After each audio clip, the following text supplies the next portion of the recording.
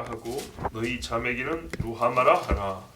너희 어머니와 논쟁하고 논쟁하라. 그는 내 아내가 아니요 나는 그의 남편이 아니라 그가 그의 얼굴에서 음란을 제하게 하고 그 유방 사이에서 음행을 제하게 하라.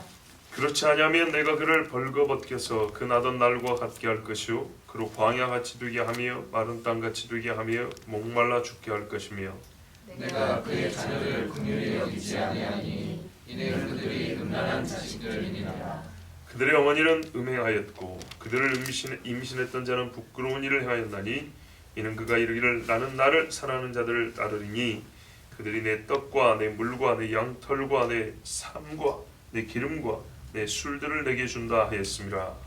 그러므로 내가 가시로 그 길을 행하며 방을 쌓아 그로 그 길을 찾지 못하게 하리니 그가 그 사랑하는 자를 따라갈지라도 미치지 못하며 그들을 찾을지라도 만나지 못할 것이라.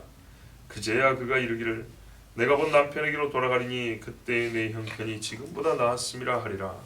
옥시와 새 포도주와 기름은 내가 그에게 준 것이요 그들이 바알을 위하여 쓴 금과 금도 내가 그에게 더하여 준 것이니 그가 알지 못하노라. 그러므로 내가 내 곡식을 그것이 익을 계절에 도로 찾으며 내가 내 새 포도주를 그것이 맛들 시기에 도로 찾으며 또 그들의 벌거벗은 몸을 가릴 내 양털과 내 삶을 빼앗으리라.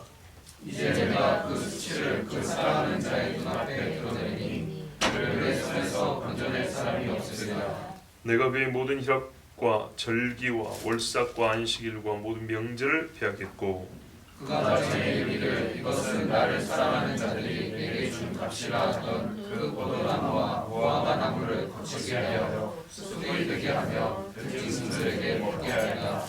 그가 귀고리와 폐물로 장식하고 그가 사랑한 자를 따라가서 나를 잊어버리고 향을 살라 바알들을 섬긴 시에로 내가 그에게 벌을 주리라. 여호와의 말씀이라. 아멘. 2장 1절에 보면요 갑자기 복계의 말씀이 있죠. 암미라 하고 루하마라 하라. 내 백성이라 하고 긍휼 얻은 자라 하라. 2장 1절하고 2절부터는 너무 안 어울립니다. 2절에는 어머니하고 논쟁하고 내 아내가 아니다. 그리고 지금 그 어머니 고멜로 상징되는 이스라엘을 맹렬하게 비판, 정죄, 심판하시는 말씀이란 말이에요. 근데 갑자기 왜 2장을 시작하면서 암미요 루하마요 하면서 이렇게 좋은 말씀 하실까요? 그 어머니가 낳은 자식들, 음란한 자식들을 해놓고 이렇게 왜 하나님이 축복의 이름으로 다시 바꿔줄까요? 좀 이상하죠. 그래서 대개 1장 마지막하고 연결시킵니다.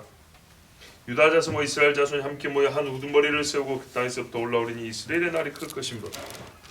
즉 이스라엘이 메시아 예수를 만나고 다시 흩어졌던 모든 형제자매들이 모여서 한 나라를 세우는 그때를 생각하고 그때는 나의 백성이라 부르고 그때는 긍휼 얻은 자라 부르리라. 이래서 2장 1절은 1장에 연결된 말씀이다. 이렇게 봅니다. 자연스럽죠. 틀렸다고 보기는 어렵습니다. 실제로 그렇게 될 거니까요. 그런데 2장에다가 이 말씀을 놓은 거는 2장 2절, 그러니까 즉 1절 이후의 말씀과도 안 어울리는 듯 하지만 분명히 상관이 있고 더 밀접한 관계성이 있기 때문입니다. 우리가 그것을 아는 것이 지혜겠죠. 2장에 보면 어머니하고 논쟁하라 했습니다. 여러분, 그러면 그 전에 자식들을 불러야 되지 않겠습니까? 그죠? 그래서 먼저 부르는 겁니다. 자식들아, 너희 어머니하고 논쟁하라. 누구하고 논쟁합니까? 어머니하고 논쟁하기 때문에 상대는 자식이죠. 그 자식이 2장 1절에 언급된 건 맞는 겁니다. 근데 문제는 로루하말하고 로암미해서 내 백성이 아니요 긍휼을 입지 못한 자요 이렇게 부르면은 괜찮을 건데 이름을 갑자기 바꿔주니까 헷갈리는 거예요. 긍정의 이름을 바꿔주니까 지금 상황은 아무것도 좋아지지 않았는데, 그죠?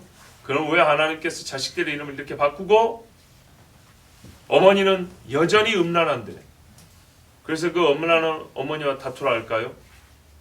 바로 그것이죠. 여러분, 부정한 자식이 부정한 어머니하고 다툴 수 있습니까? 둘이 싸워서 한 사람이라도 옳은 길로 올 수 있습니까? 아니죠. 참 질서가 거슬러진 것 같습니다. 어머니가 아들을 나무라고 옳은 길로 인도해야 되는데 지금 현재 문제는 누구죠?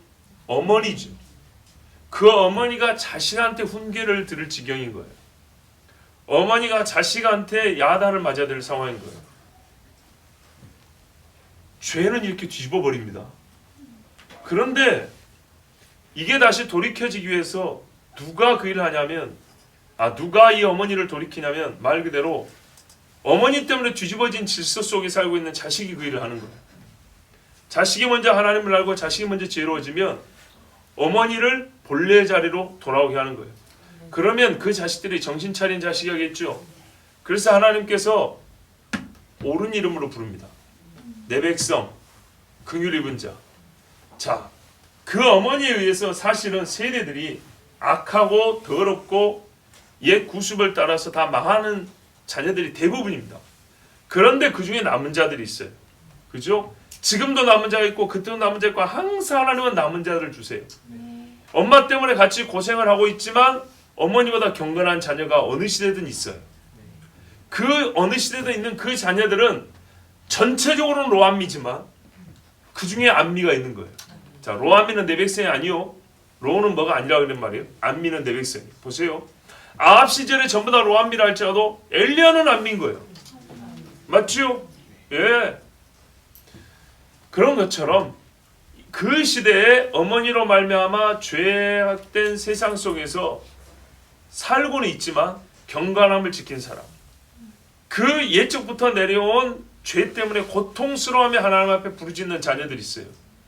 그들이 예를 들면 호세 같은 선지자들이죠. 엘리야 같은 사람들이죠. 모세 같은 사람들이죠.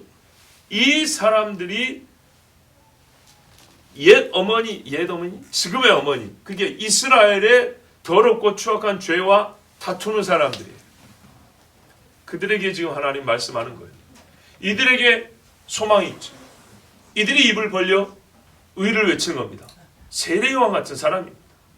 예, 세례요한은 뭐라래요? 썩은 뿌리를 가진 사람은 아닙니다. 그러나 그때 당시 모든 이스라엘은 사실상 썩은 뿌리를 갖고 있는 사람이에요. 그래서 말해요. 도끼가 나무 뿌리에 놓였으니. 이렇게 외쳐주는 사람이 있어야 되죠.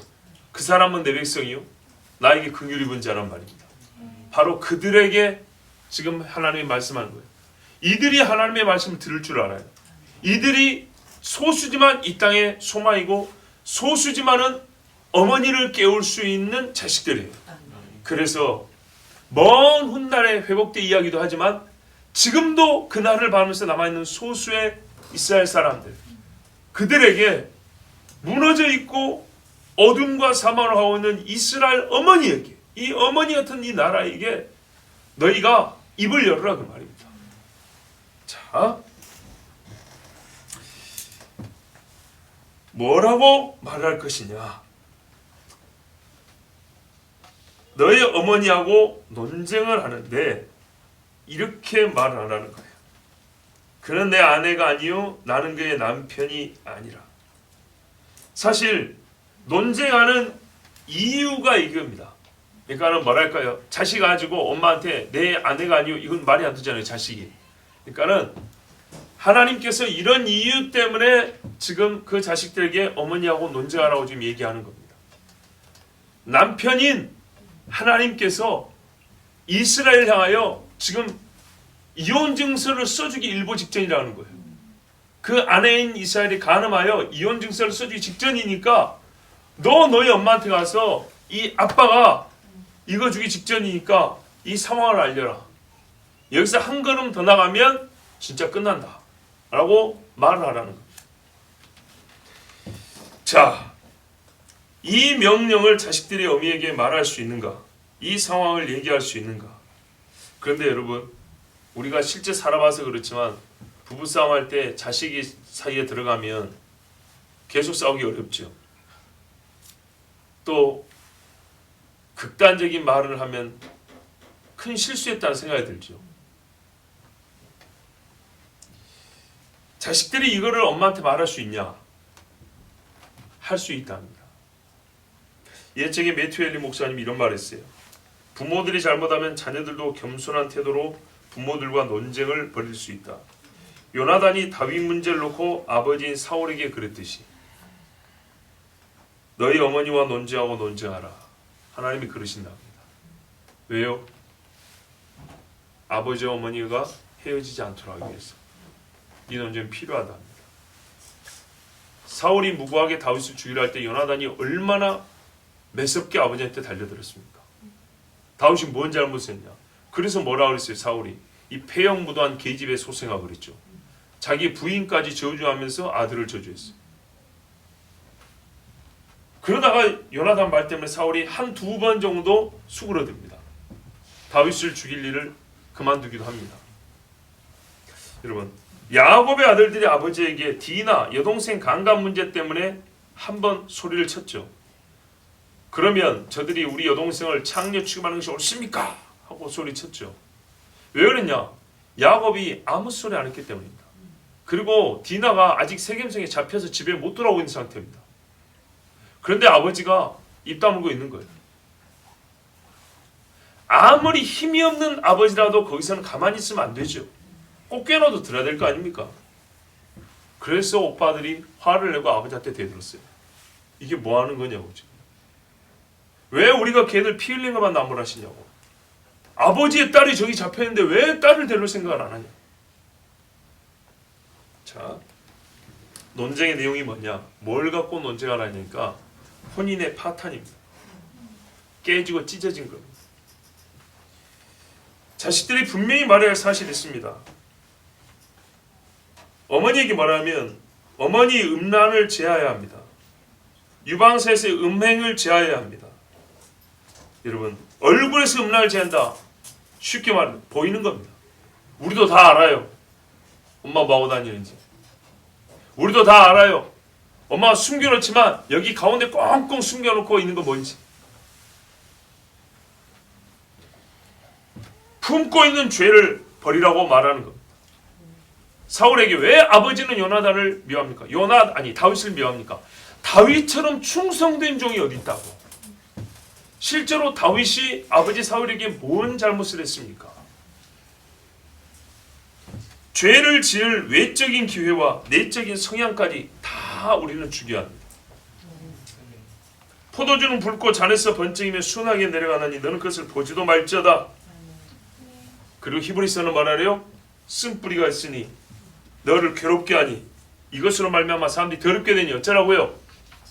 하나님은 세령의 얼터를 말했죠. 그 뿌리에 도끼가 놓여있다고. 잘라버리는 겁니다. 번쩍이는 것도 쳐다보지도 말고 속에 있는 쓴 것들도 잘라내버리고 얼굴에 나타난 죄나 가슴 사이에 품어가지고 있다 집어넣은 죄나 다 버려야 되는 겁니다. 논쟁의 목적이 뭐냐? 바로 이 어머니의 음란을 제거하는 겁니다. 자식의 음란도 수치이거늘 어미의 간음은 어찌 수치가 되지 않겠습니까? 그러면 여기서 자녀들이 누구지요? 아까 말씀드린 대로 이 당시에 죄악을 목격한 경건한 무리들, 고난을 겪고 있는 사람들, 그들이 그때 당시에 이스라엘에 외칩니다. 항상 그 당대의 경건한 무리가 그 당대의 음란한 자들에게 외칩니다. 같은 시대를 사는데 왜 얘가 어머니인 거예요? 전체로 볼 때는 그 전체 품 안에 내가 있기 때문에 어머니라고 부릅니다. 교회 구성이지만 전체로 보면 교회가 우리에게 어머니 같은 역할을 하지 않습니까?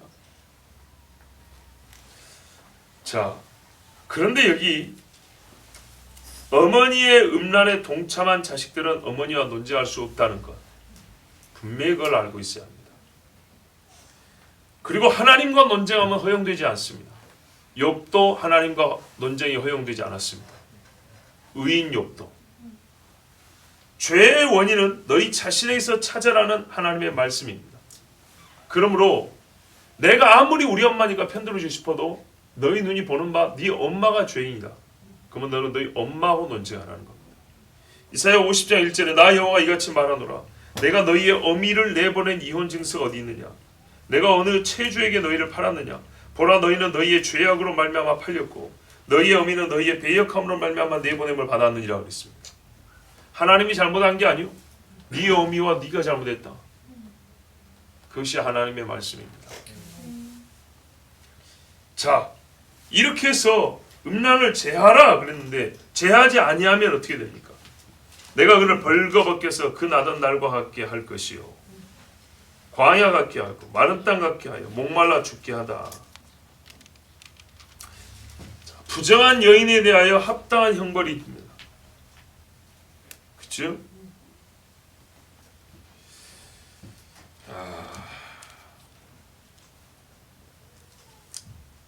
여러분, 사랑하는 이라고 해서 형벌이 작아지지 않습니다.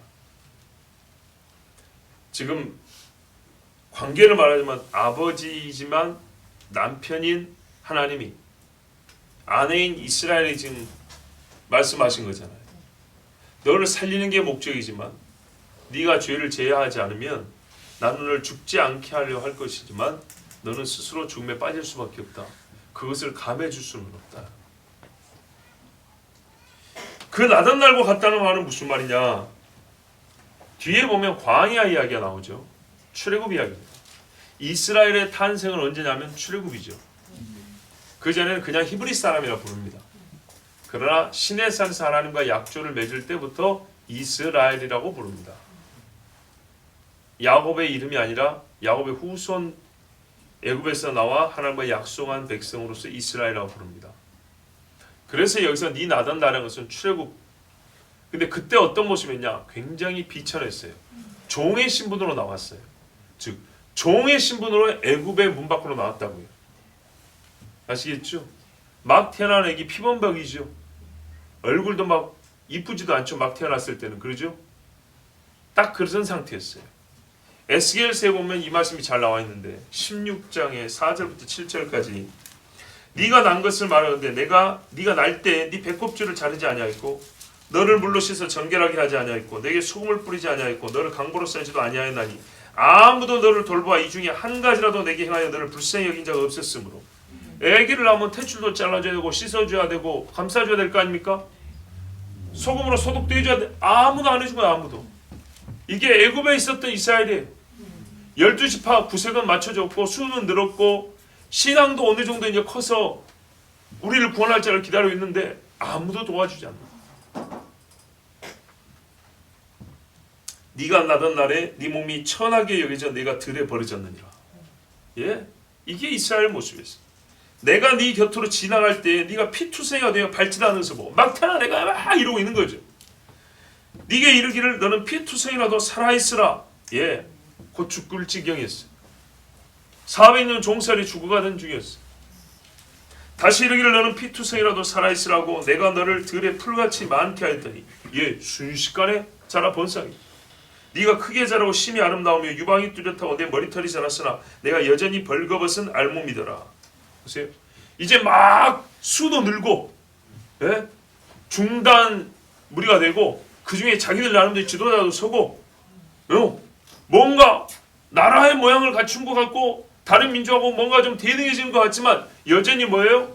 벌거벗은 상태라는 거예요. 그들에게 옷을 지어줄 신랑이 없어요. 그 수치를 감싸줄 사람이 없어요. 하나님이 그래서 그 벌거벗은 자를 아내로 맞아서 의의 옷으로 입혀줬어요. 자, 이 출애굽 때까지 비천하고 처량한 신세였던 자들이 하나님의 손을 잡고 애굽에서 나왔습니다. 이게 출세하던 때입니다. 시내산에서 그들에게 거룩한 옷이 입혀졌습니다. 세상 그 어느 나라도 받지 못한 하나님 나라의 말씀이 주어졌습니다. 존귀한 자가 됐습니다. 진짜 제사장 나라는 존귀를 얻었습니다. 하나님의 신부가 되는 존귀를 얻었다고 해요. 순식간에. 자, 그런데 이렇게 신분이 고귀하게 바뀐 날을 기억하지 않습니다. 금세 잊어버렸어요. 그랬더니 하나님께서 그들에게 생존의 것들을 주셨죠. 광야에서 신분만 고귀하게 해줬나요? 신분만 되게 해줬나요? 먹을 걸 주셨죠. 예, 만나를 주시고 메추라기 주시고 반스에서 물이 나고 옷이 헤어지지 않냐고 필요한 걸 다 줬어요. 신분의 고귀함과 생존에 필요한 것들을 다 줬어요. 근데 하나님은 어떻게 해요? 나를 신부로 맞아주신 남편을 잊어버렸죠. 그러면 어떻게 해요? 그 다음 끝에 자연스럽게 떨어져 나갑니다.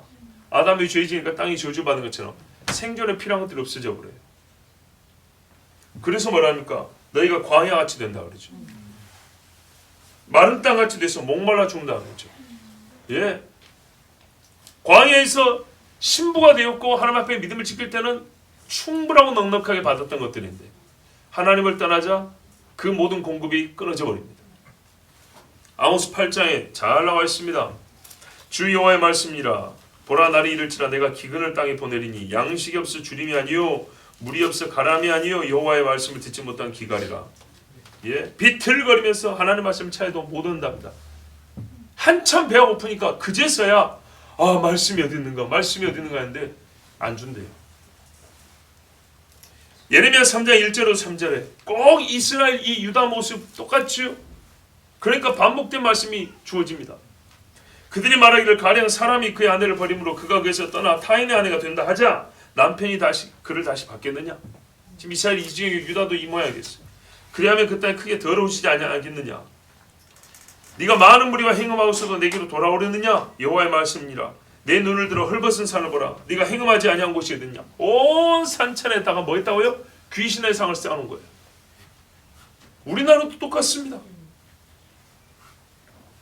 내가 길가에 앉아 사람들을 기다린 것이 광야에 있는 아라와 사람 같아서 음란과 행악으로 이 땅을 더럽혔도다. 길가에 앉아 창의 짓을 했다는 겁니다. 이 나라 백성이 나가면 손 벌리면서 나 좀 구해주시오. 저 나라 백성이 나가면 당신의 재물 주고 나를 좀 취해주시오. 네 하나님이 있지 않냐? 하나님은 모르겠고 당신들 섬기는 신을 그걸 나한테 파시오. 그러므로 단비가 그쳤고 늦은 비가 없어졌느니라. 예, 아까 뭐라 했어요? 광야같이 된다 그랬죠.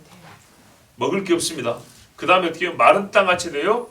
목말라 죽는다 그랬죠. 예, 뭐라 했어요? 단비가 그쳤고 늦은 비가 없어졌느니라. 그럴지라도 네가 창녀의 낯을 가졌으므로 수치를 알지 못하느니라. 이 지경이죠. 맨 처음 나와서 하나님이 주신 복을 거꾸로 다 잃어가는데도 아직도 부끄러움을 모른대. 부끄러워하기만 해도 사람이 지혜로운 겁니다. 양심이 있는 겁니다. 부끄러워할 줄 모르고 안 됩니다. 그럼 어떻게 되죠? 다시 제일 비천한 상태로 떨어집니다. 여러분 2절에 보면 논쟁의 목적이 있죠. 크게 행음한데 이 음란을 버리라는 것이죠. 그죠? 음행을 제하게 하라. 이게 목적이죠. 그래서 사실 우리가 읽은 3절 말씀은 목말라 죽게 할 것이며, 이거를 다르게 말하면 이대로 가면 죽는데 죽지 아니하게 하려고 내가 하는 말이다. 이런 뜻으로 볼 수 있습니다. 자, 이뿐 아니라 그녀의 자식들이 불행하고 저주를 받습니다. 4절 보세요. 내가 그의 자녀를 긍휼히 여기지 아니하리니. 이거는 1절하고 모순이라고 보면 안 됩니다. 예, 1절은 어미하고 논쟁할 수 있는 사람들, 그 자식들을 부른 것이고, 일반적으로 이 어미의 자식들은 다 어떻게 해요? 어머니가 뿌린 대로 거두어 살게 됩니다. 내가 그 자녀를 긍휼히 여기지 아니하리니 역시 로루아마죠. 이는 그들이 음란한 자식들임이라. 자, 과거에는 광야에서 죽은 자들의 자식은 가나안에 들어갔습니다. 믿음 없이 광야에서 죽었지만 그 자식들은 가나안에 들어갔죠. 근데 지금은 안 그래요. 그 자식들이 부모 세대보다 더 괴롭고 슬픈 날들을 보낼 겁니다. 포로로 끌려간다. 죄를 지은 어미들은 이 땅에서 어쨌든 살다 죽는데, 그 죄의 환경 속에서 자라는 자식들은 어떻게 해요? 이 땅에 많은 것을 보고 저 포로로 끌려와서 애굽의 처음 상태로 돌아가죠. 예, 돌아가서 거기서 종살하다 죽어요. 이거를 부모가 봐야겠습니까? 시간이 흐를수록 이스라엘은 하나님의 은총을 구경도 못한 자들과 같이 될 겁니다. 음란을 배우고 수치를 알지 못하는 더러운 행습을 가진 민족이 됩니다. 똑같아집니다. 세상과. 음란한 자식들은 음란한 땅과 음란한 영을 물려받습니다. 음란한 영을 물려받고 음란한 땅에서 자라면 음란한 자식이 됩니다. 오죽이면 맹모 삼천직이라는 말이 나왔겠습니까? 베드로서 1장 18절을 보면 너희 조상들이 물려준 헛된 행실이라 그랬습니다. 베드로니까 이스라엘 사람들 어떻게 해요? 조상들이 물려준 헛된 행실 속에 싹 잠겨져 있는 거예요. 이것들이 자식들에게 가득하여 치우는데 말이죠. 이거를 다 퍼내는데 자식들이 태어나서 죽을 때까지 일생 힘을 다 써도 안 퍼내는 거예요. 이 똥물이 가득해서 이거를 바가지로 퍼내는데 죽을 때까지 퍼도 다 못 퍼내는 거예요. 그렇게 쌓여있어요, 죄가. 물려받은 못된 행실에서 파묻혀 흙을 헤쳐나가야 되는데 흙이 너무 두꺼워요. 깊어요. 숨을 쉴 수가 없어요. 거기서 또 자식을 낳습니다. 이 자식들이 또 자식을 낳습니다. 못된 행실에서 또 자랍니다. 자, 이렇게 저주의 세대가 계속되면 이 땅은 어떻게 될까요? 정결함은 고사하고 돌이킬 수 없는 악에 빠지겠죠. 예, 우리 사는 세상 보면 돼요. 아무리 학교 교육을 5차 교육과정이니 7차 교육과정이 바꿔보세요. 이것 바꾸고 저것 바꾸고 해보세요. 이것이야말로 마귀의 속임수라는 거 아셔야 됩니다. 그렇게 바뀌면 뭐가 될 것 같죠? 항상 거기 기대를 합니다. 절대 안 바뀝니다. 지금 치워야 합니다, 여러분. 치울 수 있을 때, 내가 10년을 수고하면 치울 수 있을 때 치워야 치워지는 거지, 내가 10년 치울 걸 안 치우고 죽으면 내 자식이 50년을 쳐도 못 치웁니다. 그런데 말이죠, 이 정신 나간 엄마가 자식들이 이렇게 논쟁을 하고 어머니를 돌이키려고 소리를 쳐도 이상한 소리를 합니다. 정말 우리 한국식으로 정신 나간 여자입니다. 보세요, 5절. 그들의 어머니는 음행하였고 그들 임신했던 자는 부끄러운 일을 행하였나니 이는 그가 이르기를 나는 나를 사랑하는 자들을 따르리니 그들이 내 떡과 내 물과 내 양털과 내 섬과 내 기름과 내 술들을 내게 준다 하였습니다. 자신 낳고 집 나간 여자들 많죠. 특별히 남들보다 20배, 100배 어려워서 그러냐? 꼭 그래서 그런 게 아닙니다. 어려움이 커서보다는 자기 인내가 작거나 유혹에 넘어가는 참 모자란 성품, 경건의 능력이 보잘것없어서 그런 경우가 대부분입니다. 여러분,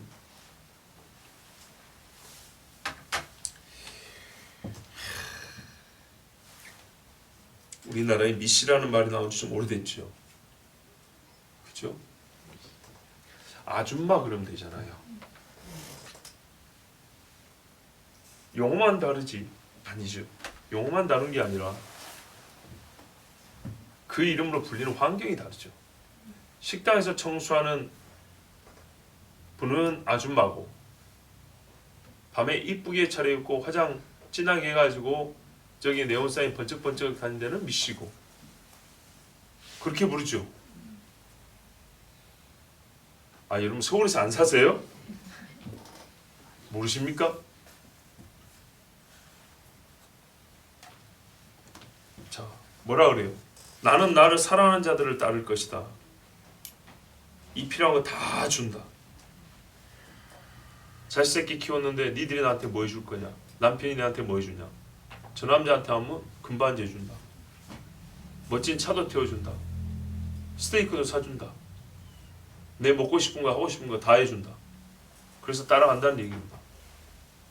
수천 년 전이나 지금이나 인간의 본성이 다를 게 있습니까? 없습니까? 하나 없다고. 하나도. 이게 학교 교육으로 달라집니까? 아니요. 여기서 돌이킨 사람은 예수 믿은 사람들이에요. 예수 믿은 사람만 달라져요. 남편과의 언약은, 여러분, 남편과 아내의 언약은요, 조건부입니다. 어떤 조건부인지 아십니까? 너하고 내가 조건입니다. 네가 안 변하면 나도 안 변해. 내가 있는 이상 너는 나 외에 다른 데로 가면 안 돼. 그래서 내가 조건이고 네가 조건인, 내가 100%, 네가 100% 조건이 인간이 맺는 유일한 약속이 바로 결혼식입니다. 동거는 약속 없는 동침이고 결혼은 함께 살겠다는 약속이 아니라 하나 되겠다는 약속인 거예요. 이 기독교인들의 인식이 달라야 돼요. 기독교인들이 결혼해놓고 그냥 같이 살다가 싫으면 그냥 헤어지는 거지. 이게 아니에요. 네 몸이 찢어지는 거예요. 세상에 말이죠. 오직 당신을 조건으로 한 약속이 결혼이에요. 함께 사는 약속요? 그거는 대학교 다니면서 룸메이트로도 함께 산다니까요. 그게 아니고 하나 되는 약속이라고요. 하나. 잘 기억하세요. 하나 되는 약속이지 한 집에서 산다는 약속이 아니에요. 그런데 이 여자를 보세요. 남편 이야기는 한마디도 없습니다. 누군가 나를 이쁘게 봐준다는 거예요. 누군가 나에게 내 남편이 못 주는 뭘 준다는 거예요. 근데 그 남편은 뭘 줬어요? 자기 자신을 줬다고요. 예수 믿으니까 세상에 달콤한 건 적어질 수 있어요. 근데 예수님 자신이 우리에게 들어왔단 말이에요. 이거를 몰라요. 그리고 본래 이것들은 누가 줬냐면 하나님이 주신 거예요. 욕정의 눈이 멀어버리면 하나님이 준 것도 하나님이 안 주고 저 남자가 줬다 그래요. 그럽니다. 예수 믿다가 딴 데 빠지면 뭐라 그래요? 그전에는 잘 믿을 때는 하나님 감사합니다. 하나님 감사합니다. 그 다음 믿음이 떨어지면 어떻게 해요? 뭐 하나님 줬나? 내가 고생해서 얻은 거지. 저 사람이 준 것이지. 내가 운이 좋아서 딴 거지. 이런 식으로 말을 합니다. 여러분, 사람이 만든 우상이 사람의 생존에 필요한 걸 줄 수 있을까요? 내가 만들었는데 불가능한 이야기죠. 그런데 이렇게 바보 같은 소리 합니다. 자, 여러분, 근데 어머니가 말이죠, 실제로 5절 같은 이런 이야기를 집에서 하잖아요. 아빠 없을 때 자식들한테 엄마가 이런 소리 하잖아요. 그럼 그 집 자식들은 어떻게 살까요? 엄마하고 논쟁을 하는데 이게 실제라고 생각해보세요. 엄마 왜 그래? 왜 밤마다 어딜 가? 엄마 왜 그래? 왜 아빠하고 자꾸 이렇게 싸우고 어딜 나가려고 하는 거야? 이렇게 말했는데 엄마가 하는 소리, 야, 네 아빠보다 멋진 사람이 얼마나 많은 줄 알아? 호강시키는 사람이 참 많다. 엄마가 그래도 아직 매력이 좀 있다. 이딴 소리를 할 때 그 자식들이, 정신 차린 자식들은 엉엉 울 거예요. 그런 어떤 자식들은요, 그 못된 영의 음성이 파동으로 내 심장을 흔들어요. 그러면 이게 애 속에서요, 영을 계속 흔들어요. 그래서 음란한 자식들이 나옵니다.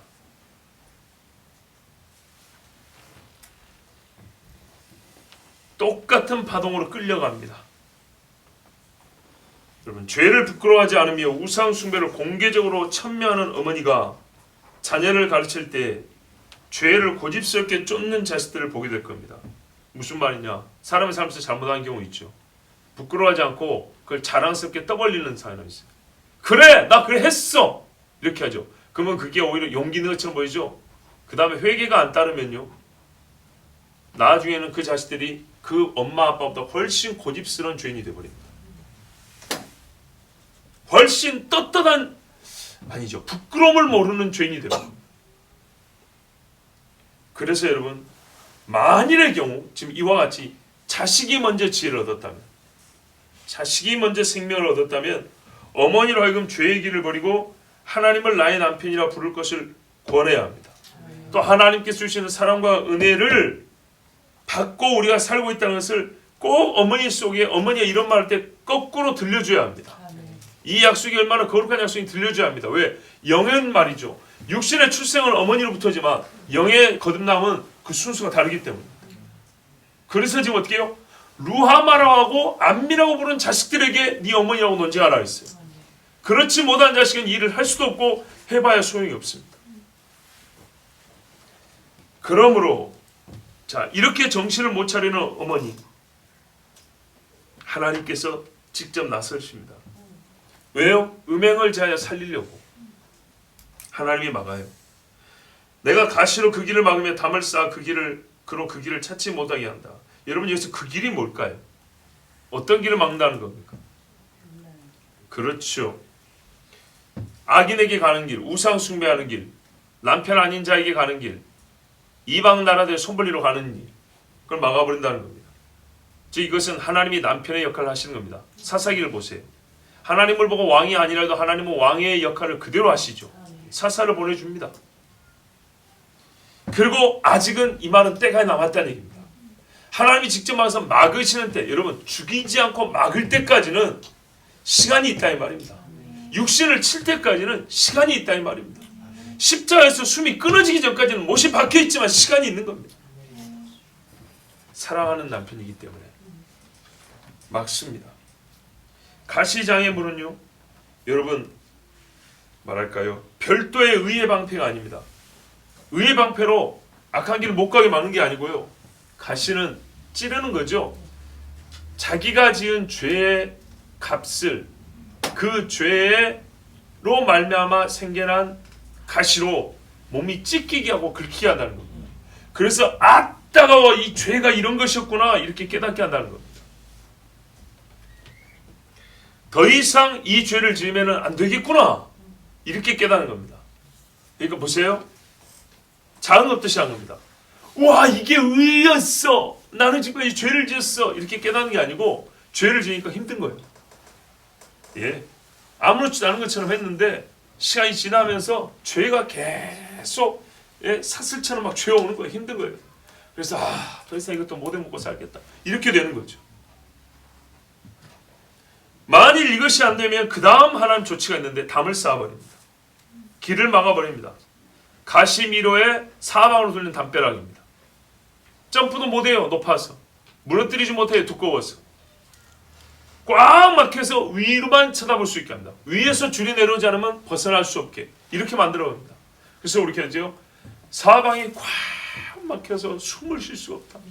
하나님 이러죠. 그때 되면 우리가 뭘 깨달아야 되죠?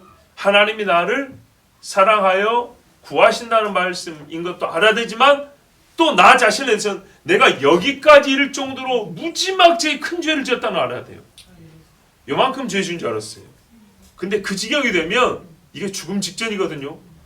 와, 내가 누가 뭐라 하면 죄 아닌 줄 알고 우기면서 왔는데 하나님이 내린 이 마지막 경고를 보니까 내가 바보였구나. 내가 지은 죄가 내 생각보다 항상 컸던 것이구나. 그리고 이게 내가 회개한 줄 알았는데 회개가 안 되고 이게 다 쌓여 있었던 것이구나. 왜요? 사방이 담으로 둘러싸이는 거기까지 와버렸으니까. 그게 바로 내 죄에 대한 응당한 대가거든요. 그러므로 누구도 부인할 수 없는 나의 죄의 실체를 거기서 확인해야 되는 거예요. 요나가 하나님 앞에 내가 뭘 잡았는데 물고기 뱃속에 딱 들어갔단 말이에요. 그 전에 음부로 들어갔단 말이죠. 그 순간 뭘 깨달아요? 나는 지옥에 떨어질 죄를 지었구나. 이렇게 깨달아야 되는 거예요. 뭐 그거 한 가지 잘못했는데 이러면 안 되는 겁니다.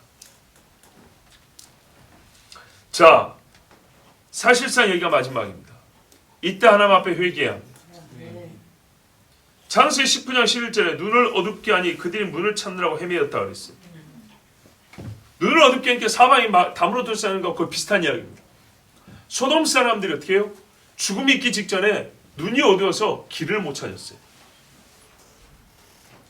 열왕기하 6장 18절에 보면 엘리사 잡으러 온 아람 군대들 있죠. 아람 군대들 하나님이 어떻게 했죠? 눈을 멀게 해버렸죠. 눈을 멀게 해서 나중에 떠보니까 어디 있습니까? 사마리아 성읍에 있습니다. 이스라엘의 수도에 있습니다. 아람 군대가 이스라엘 수도에 있다고요. 포위당했습니다. 눈 뜨니 죽을 장소에 서 있는 거예요.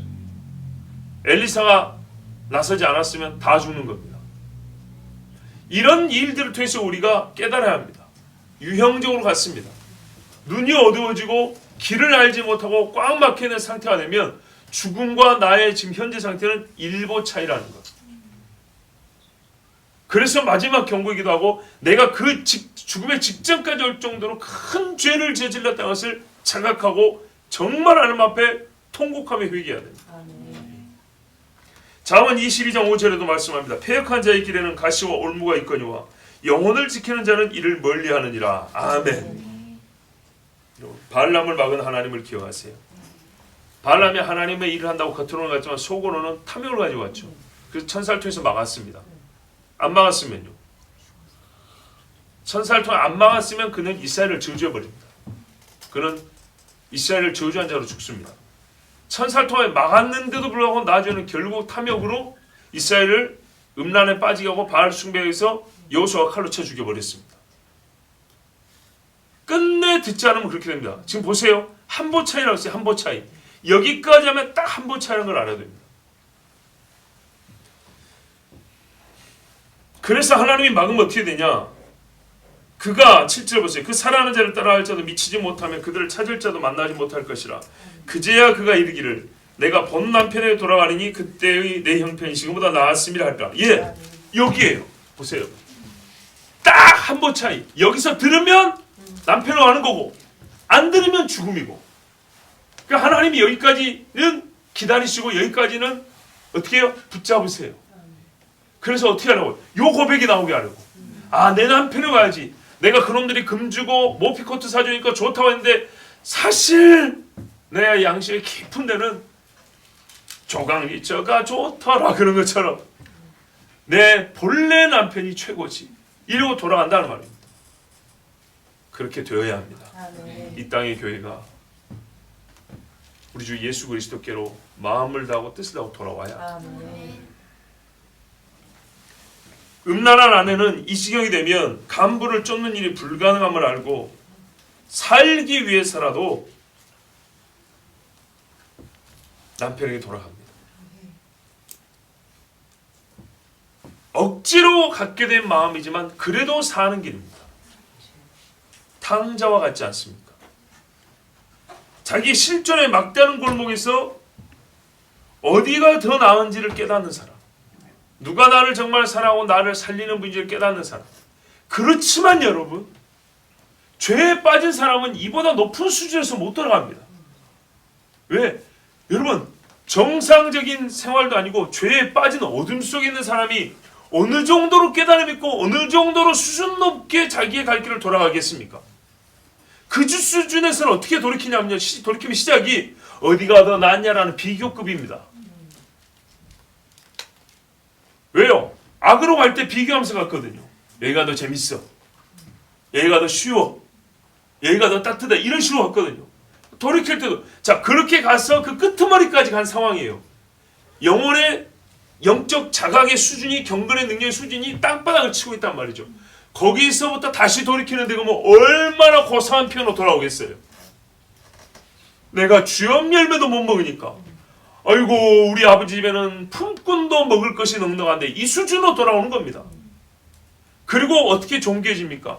금가락지에 본래 아들의 신발에 옷에 잔치를 배합서를 주면서 아버지 아들 다시 부름을 받죠. 그러면서 다시 신분이 다시 새롭게 되어질 때 그는 고상한 아들의 정신을 갖게 됩니다. 자, 억지스럽지만 그래도 이게 사는 길입니다. 요나와 같습니다. 자기 교만의 끝이 음부에 열린 문인 것을 눈으로 볼 때야 아이고 하나님 잘못했습니다 그랬습니다. 여러분 여기서 참 은혜로운 은혜의 이름이 발견됩니다. 나의 본 남편. 제임스 린버그라는 신학자 이런 표현을 쓰더라고요. 불성실한 이스라엘은 배신 행위의 대가를 지불해야 할 것이지만 결혼 관계는 계속 유지될 것이다. 자 여러분 성경에서 늘 반복해요 그려주는 회복의 그림에는 항상 바탕이 되는 사실이 있습니다.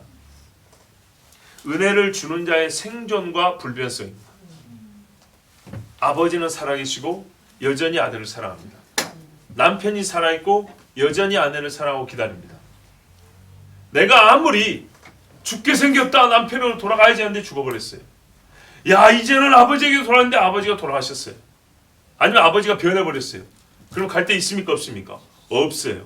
근데 항상 우리가 회복을 얘기할 때 돌아오는 자만 얘기하지만 돌아갈 수 있는 그분, 내가 돌아와서 만날 수 있는 그분이 그 자리에 여전히 계시다는 것, 이게 항상 전제로 있는 사실입니다.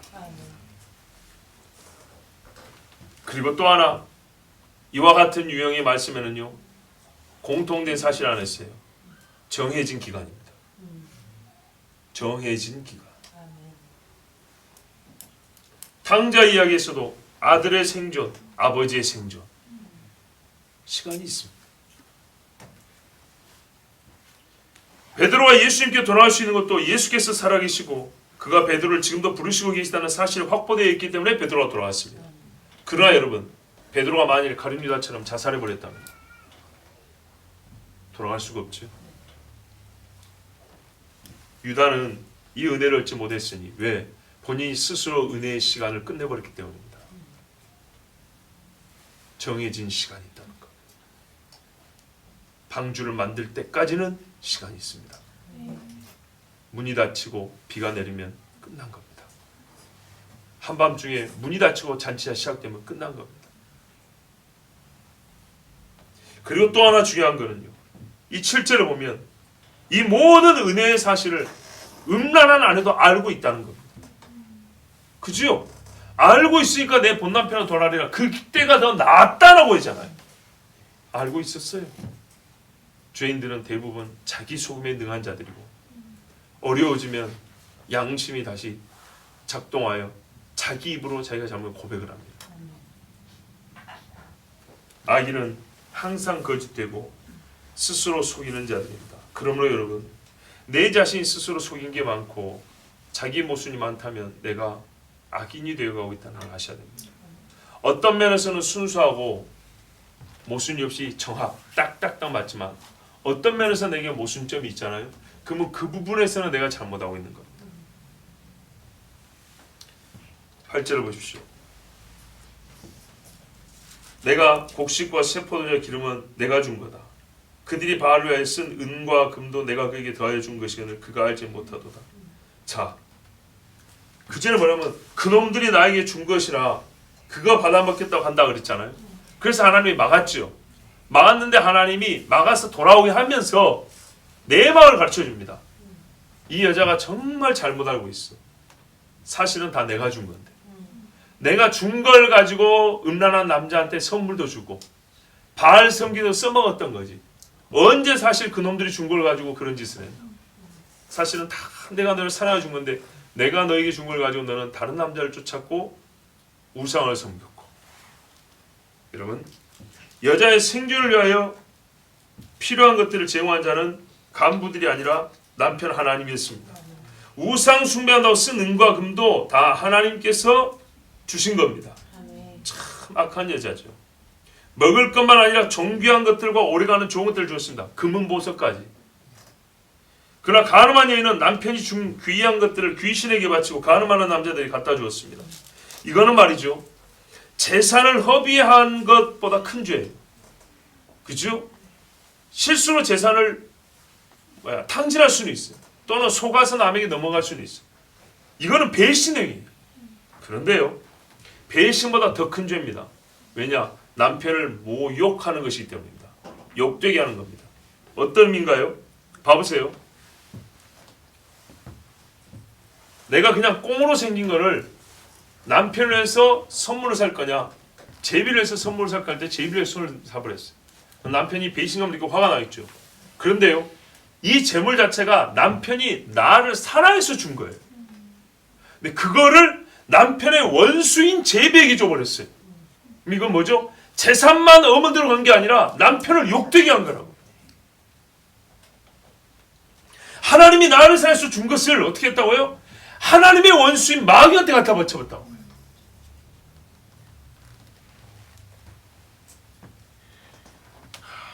옛날에 말이죠, 70년대, 60년대, 70년대, 80년대까지 외국에서 돈 벌어가지고 보내온 남편들이 많았어요. 정말 자식들 보고 싶어도 보지도 못하고 외롭게 지내면서 참 어렵게 몇 년씩 고생해가지고 돈 보내주니까 각시들이 뭐예요? 그거 갖고 노름하고 제비들하고 놀아나고 이런 사람들이 생각보다 많았습니다. 많았어요. 특히 도시에 많습니다. 시골에서는 그보다 적을 수밖에 없는 게 다 지역사회를 서로 아는 사이죠. 도시에는 익명성이라 또 많은 사람이 몰려 살기 때문에 누가 누군지 잘 모르니까 그 핑계로 그 돈 갖고 나쁜 짓 정말 많이 했어요. 그래서 가정이 깨진 집이 한두 집이 아니에요. 자, 이제는 연수로 봤을 때 대부분 다 할머니가 됐습니다. 40년 전에 30대였으면 지금 70대죠. 50년 전이면 70년 초니까 어떻게 해요? 지금 80대 됐겠죠. 봐보세요. 그 할머니들이 과연 그날을 영광스럽게 생각할까요? 그럼 무덤까지 갖고 갈 겁니다. 누가 그때 일을 꺼낼까 봐서 오마조마하지 않겠습니까? 지금도 아는 사람 만날까 봐 나이 들고도 혹시 알아볼까 봐 눈 돌리고 선글라스 끼고 다니지 않겠습니까? 받을 때 감사하지 못한 자는 가늠한 자에게 줄 때 잘못한 줄을 모르고 자기 주와 남편을 잊어버립니다. 무슨 말입니까? 남편이 보내준 걸 감사할 줄 모르고 받은 사람이에요. 애시당초. 감사해 받은 사람은 그걸 어떻게 해요? 그거를 잘 간주합니다. 마치 5달란트 받은 자처럼. 하나님께 우리가 은혜 받을 때 처음부터 감사해 받은 사람이 하나님께 영광을 쓰지, 하나님이 임하는 걸 줘도 감사하지 않고 받은 사람은요 하나님을 욕되게 한 데 쓴다고. 이 땅의 교회가 하나님께 받은 은혜가 엄청 많은데 진실로 감사할 줄 모르니까 그 수많은 영광과 좋은 것들을 다 어머니에 갖다 써버렸어요. 사람의 이름 높인 데 갖다 쓴단 말이에요.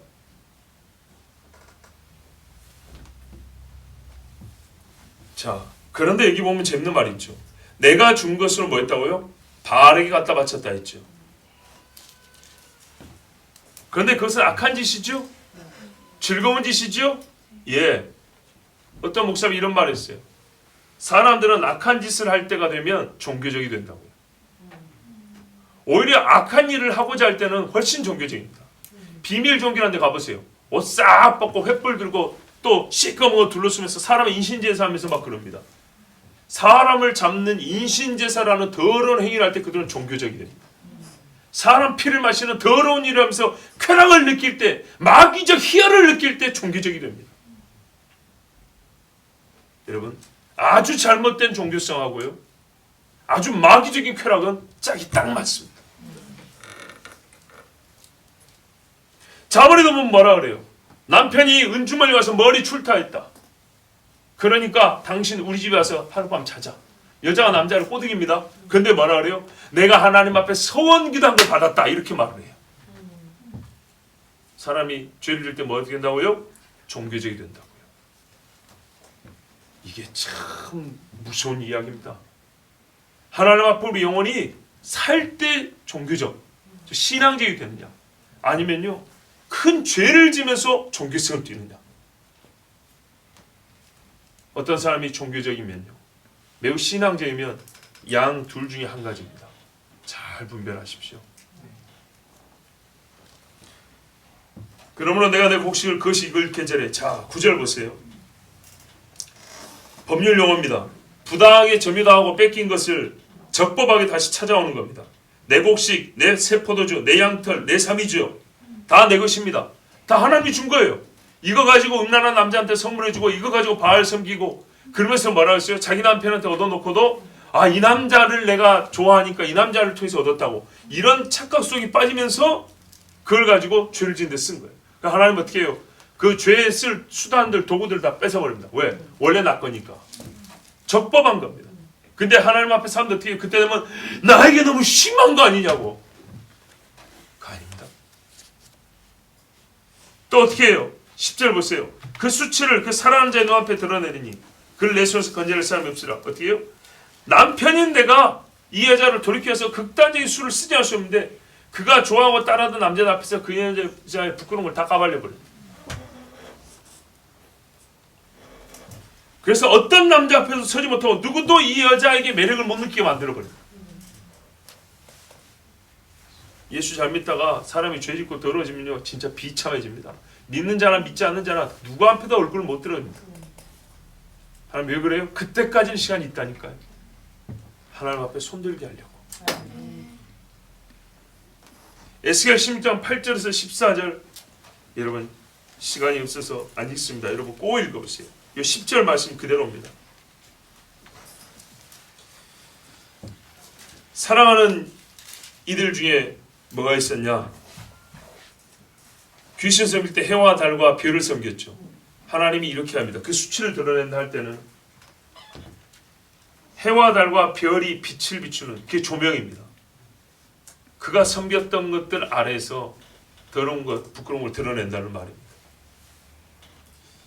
예레미야 8장 1절 2절에 그때 사람들이 유다 왕들의 뼈와 그의 지도자들의 뼈를 끌어내어 그들이 사랑하며 섬기며 뒤따르며 구하며 경배하던 참 여러 가지 있죠. 해와 달과 하늘의 무별 아래에서 펼쳐지게 하리라. 보세요. 맞죠? 우상 숭배할 때 바알은 항상 태양입니다. 하늘의 일월성신 섬겼다 했고 하늘의 별들에서 있는 여신들에게 술을 부었다 했어요. 바로 그것들의 빛 아래에서 그 수치를 드러내게 합니다. 내가 그의 모든 희락과 절기와 월삭과 안식일과 모든 명절을 피한다. 여자의 즐기던 날들입니다. 하나님께 울며 애통해야 할 날도 웃어버렸습니다. 절기 중에는 속죄일도 있습니다. 거룩한 성회로 모여야 했던 날들도 세상의 신을 쫓느라 시간을 다 보냈습니다. 힘과 열정과 생각과 말을 오직 이방인의 기뻐하는 일에 쏟아부었습니다. 겉으로만 하나님을 찾았던 자들의 끝은 이렇게 어둡습니다. 여러분, 놀랍지만 우리가 예상했던 사실이 하나 있어요. 하나님과 약속의 절기들을 음녀는 음란의 죄를 짓는 기회로 삼아 더럽힌다는 겁니다. 지금도 불임죄를 뭐 한다고요? 이스라엘판 할로데이를 뭡니까? 할로윈 데이를 지킨다고. 하나님과 무관하게 조상 때부터 내려온 휴일을 폐지할 필요 없이 즐기기로 한 것입니다. 무슨 말인가? 조상들은 믿음으로 지켰던 절기를 지금 우리는 믿음이 없는데 그걸 그럼 폐해야 되지 않겠어? 왜 안 폐하냐? 대신 그날 즐기면 되지. 이런 식인 거예요. 경건의 능력을 잃어버리고 경건의 능력도 부정하지만 헛되고 육적인 마음을 즐겁게 하기 위하여 계속해서 경건의 모양을 지켜나가는 사람들입니다. 그래서 하나님이 이 날들을 폐해버립니다. 하나님께서 허락하신 즐거움과 희락을 제거합니다. 이사야 1장 13절에 헛된 재물을 다시 가져오지 말라. 분향은 내가 가증히 여기는 바요. 월삭과 안식일과 대회로 모이는 것도 그러하니 성에 아울러 악을 행하는 것을 내가 견디지 못하겠노라 그랬어요. 잘 아시는 대로 아모스 5장 21절 이하에 뭐가 있습니까? 너희 절기를 미워하고 멸시하고 너희 성회를 기뻐하지 아니한다 그랬죠. 번제와 소제를 바칠 자가 내가 받지 아니한다 그랬습니다. 왜? 공법을 부하지 정의를 하수와 틀리지 않기 때문입니다. 하나님의 말씀 듣지 아니하기 때문에. 아모스 8장 10절에서 14절을 보면 너희 절기를 애통으로 너희 모든 노래를 애곡으로 변하게 하며 모든 사람의 굵은 배로 허리를 동이게 하며 모든 머리를 대머리가 되게 하며 독재의 죽음으로 말미암아 애통하듯 하게 하며 결국은 공고한 날과 같게 하리라. 하나님의 절기는 하나님과의 약속의 날 아닙니까? 하나님의 구원을 기념하고 상기한 날 아닙니까? 그런데 이 날을 죄를 짓는 기회의 날로 삼았어요. 그래서 하나님이 이 절기를 북쪽이나 남쪽이나 할 것 없이 다 없애버린다 그랬어요. 근데 여러분, 이 안에 담겨진 또 하나의 무서운 사실이 있습니다. 절기일 때는 성회를 모입니다. 성회로 모이는 것이 바로 성소입니다. 즉 하나님이 성소와 성막과 성전을 없애버린다는 말입니다. 공식적으로 예배할 장소를 없애버립니다. 이스라엘이 이스라엘의 이름으로 하나 되어 모일 집을 하나님께서 무너뜨려버립니다. 그거는 예수님 당시도 마찬가지입니다. 그들은 성전 없는 이스라엘이 되어야 합니다. 여러분, 교회 없는 성도가 되시겠습니까? 지금 우리는 교회를 잃고 있는 중입니다. 그가 전에 이르길 11절 보세요. 이것은 나를 사랑하는 자들은 내게 준 값이라던 그 포도나무 무화나무를 거칠게 하여 숲이 되게 하며 들짐승에게 먹게 하리라.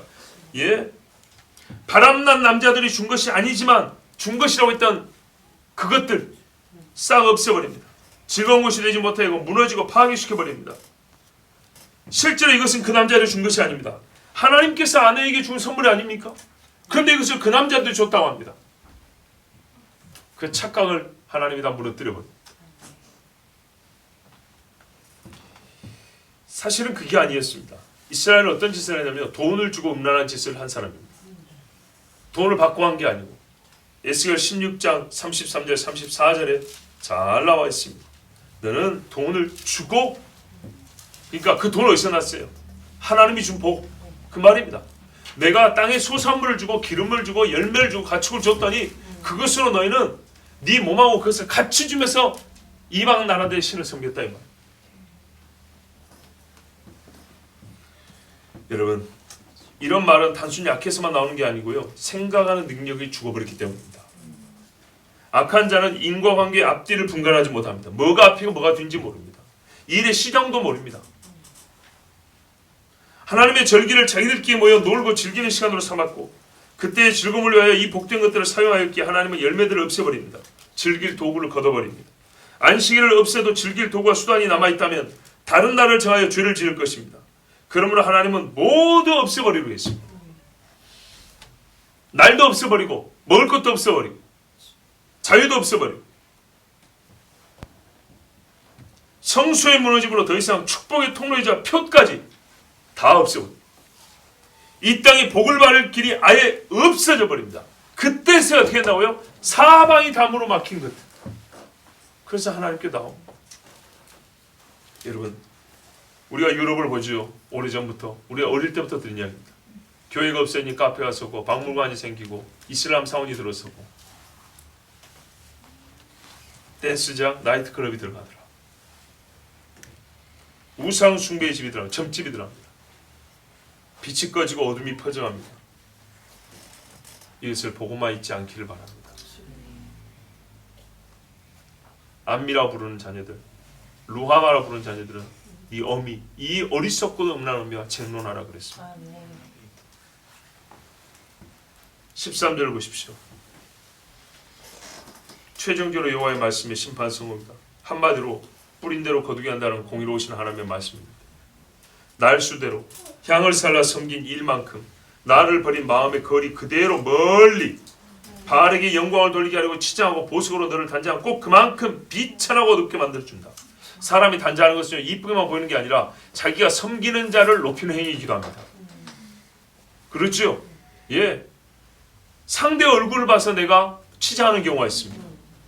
우리가 몸을 단장하게 하고 예배당에 나온 것은 하나님을 그만큼 존귀한 분으로 여기기 때문입니다.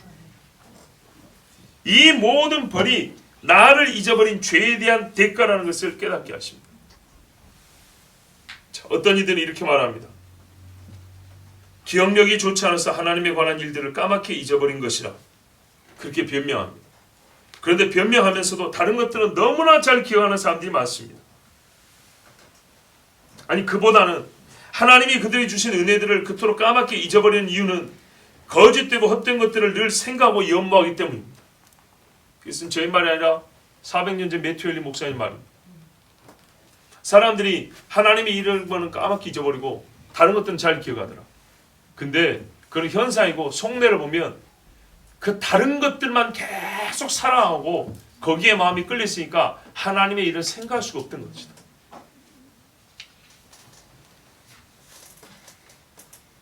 여러분, 음녀는 말이죠. 이렇게 자기의 음란한 길을 가고 자기를 사랑한다는 사람들 끝까지 따라오고 싶긴 한데 어느새 길 잃은 미아가 되어버립니다. 그래서 물 한 방울 얻지 못하고 죽어갑니다. 하나님은 그럼에도 불구하고 이 음녀를 사랑하셔서 살리려고 그에게 죽음 직전까지 몰아붙입니다. 가시로 사방으로 막힌 담으로 그리고 참 부끄럽게도 자식들로 인하여 내보다 한참 아랫사람을 생각하는 그를 통하여 나에게 하나님의 말씀을 듣게 하십니다. 여기까지 가면 사실은 안 되는 겁니다. 절대 좋은 일이 아닙니다. 그런데 여기까지는 여러분 하나님께서 잘 보십시오. 신명기에 보면 단계가 있어요. 사람들이 잘못하고 죄 지을 때 처음에 이렇게 하고 그 다음에 이렇게 하고 그 다음에 이렇게 그죠? 호세아는 그 중간 단계가 거의 없어요. 그 끄트머리예요. 끄트머리. 왜요? 그 중간 단계는 이미 앞선 시대에 다 했어요. 신명기부터 호세아까지 지금 시간이 얼마나 걸렸는데요. 수백 년이 지났어요. 그 수백 년 동안에 신명기에서 말씀한 죄에 대한 형벌 1단계, 경고 1단계, 2단계는 이미 다 지나갔어요. 호세아서는 지금 끄트머리 온 사람들입니다. 그래서 하나님께서 지금 호세아에 주신 말씀 자체도 끄트머리 이야기인 거고 그것을 제가 끄트머리라고 지금 설명하는 겁니다. 여기까지 우리가 절대로 이러면 안 됩니다. 감사한 거는 그때까지도 말씀이 있다는 것은 기회인데 실상 여기까지 온 사람 아까 말씀드린 대로 죄의 가장 깊은 바닥에 빠졌기 때문에 돌이킬 가능성은 매우 희박합니다. 그리고 돌이킨다 할지라도 이 사람은 그 수준에서 돌이키기 시작하기 때문에 비교급으로 돌이킵니다. 매 시간 매 사건마다 이것은 교회 관계 더 나은가? 이것은 저 사람 말을 듣는 게 더 나은가? 이것은 성경 말씀 한번 들어볼까? 이것은 기도를 좀 더 해야 되는가 말아야 되는가? 이런 식으로 항상 나옵니다. 경건한 사람은 하나님 기도해야지 하나님께 나가자 이렇게 바로 나오는데 그렇게 해가지고 돌이키기 어렵습니다. 근데 여러분 지금 이 땅의 교회들은 성소가 무너져 하나님의 절기를 지키지 못하는 이스라엘이 되어가요. 그때와 같이 하나님 앞에 음란의 죄가 쌓이고 조상들의 헛된 행실을 본받아 교회가 무너지고 없어지고 약해지는데도 우리가 이제 보니까 얼마나 약한 믿음인지 이제 알게 있잖아요. 큰 건물에 사람이 많으니까 대단한 믿음인 줄 알았는데요. 대단한 믿음이 아니라는 걸 이제 알잖아요. 여러분 온라인 예배, 집에서 드리는 예배 하십시오. 그런데 말이죠. 여러분 많이 들으셨죠? 10만 명 성도들 예배 온라인으로 실시간 방송 송출하면 1000명밖에 안 들어와요. 1000명? 10,000명? 택도 없는 소리죠. 그리고 말이죠. 우리 좀 더 적나라하게 얘기해 볼까요? 우리 집 식구 가정 예배 드리면 쩌렁쩌렁 하거든요. 주일날 아침에 전부 다 TV를 틀든 인터넷 유튜브를 틀든 간에 그 교회 홈페이지 방송을 틀든 간에 가정 예배를 드리면 왜 다 입 다물고 있습니까? 아파트마다 동에 교회 문패에 달린 집들이 몇 집인데요. 찬송 소리가 쩌렁쩌렁 울려야 되지 않겠습니까? 예배 드린다면서요. TV 연속극 보는 게 아니라 예배 드린다면서요. 그러면 정말로 유튜브를 틀어놓고 찬송하고 예배를 드리면 이 집 식구 3명이고 2집 걸어서 또 교회 다니는 집이 있고 저 위층도 신앙생활하는 집이 있고 아래층도 신앙생활하는 집이 다 있을 거 아닙니까? 그러면 여기저기서 예배드리고 찬송 소리, 아멘 소리, 안타까워서 기도하는 소리가 들려야 될 거 아닙니까? 오히려 교회가 아니라 흩어져서 말이죠. 전국에 빼곡하게 가정교회들이 세워져서 찬송하러 예배하는 소리가 주일날 이 땅을 덮어야 되지 않겠습니까? 그런데 그런 소리 있던가요, 없던가요? 들어보셨습니까? 우리가 무엇을 잃고 있는가 보세요. 왜 이것을 잃어야 하지요? 무엇을 얻고 무엇을 잃고 있습니까?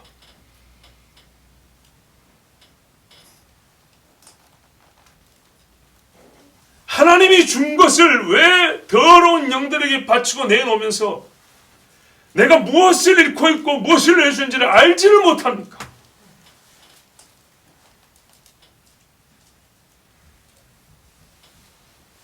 자식들에게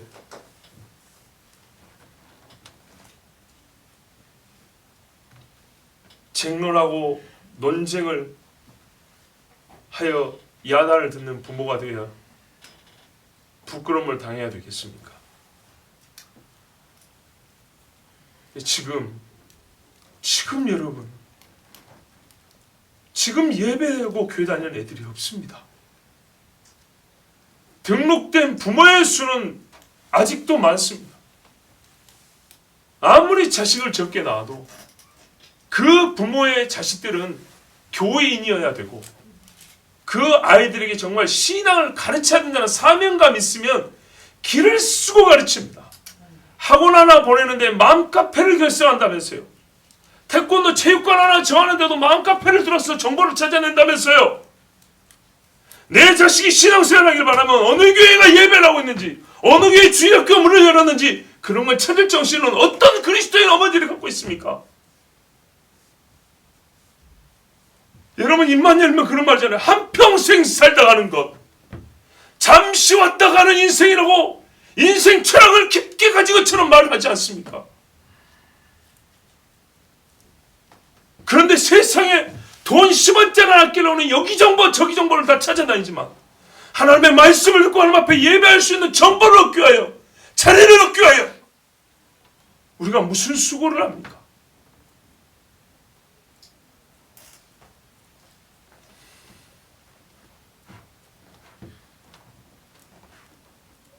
많이 남은 것 같지요? 많이 안 남았습니다. 수천 년 역사에 비하면 10년은 굉장히 짧습니다. 젊으면 금세 가는 것처럼 우리가 예배할 수 있는 날도 길지 않습니다.